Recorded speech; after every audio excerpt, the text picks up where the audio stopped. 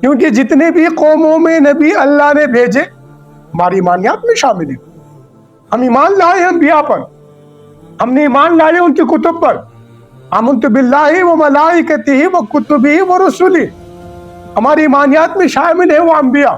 اب ایمانیات میں شامل جتنے بھی انبیاء، جتنے بھی کتب اللہ نے لکل قوم ہاتھ بھیجے ہیں، حضرت صاحب دختران ملت، ان کی ہر کتب میں اللہ کی وحدانیت اور آخری نبی حضرت محمد مصطفیٰ صلی اللہ علیہ وسلم کی مکہ کے اندر پیدائش اور آپ کی نبوت کا ذکر ان کی کتب میں موجود ہے. ہر کتب میں موجود ہے، آج بھی موجود ہے. زبان کا فرق ہے، آج بھی ان کی کتب میں موجود ہے. آج بھی ان کے انبیاء نے ان کو بشارتیں دی. حضرت صاحب دختران ملت، عقیدہ ختم نبوت صلی اللہ علیہ وسلم پر ہم نے تھوڑا سا غور کرنا ہوگا.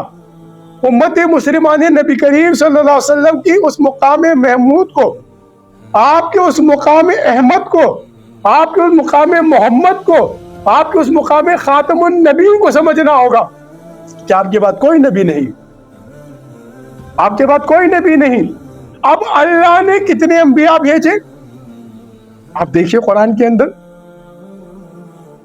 ہر قوم میں نبی آیا، ہر نبی کو اللہ نے سلام بھیجا، سلام علی نوح، سلام علی ابراہیم. اسی طرح آپ دیکھیے زمین کے اوپر اللہ کے کتنے گھر. خود آپ اندازہ لگائیے، بیت المقدس جو ایک وقت میں مسلمانوں کا قبلہ اول تھا، اس طرف نبی کریم صلی اللہ علیہ وسلم بھی رخ کر کے نماز ادا فرمایا کرتے تھے. لیکن وہاں پر بھی طواف نہیں ہے، نہیں تھا اور نہیں رہے گا.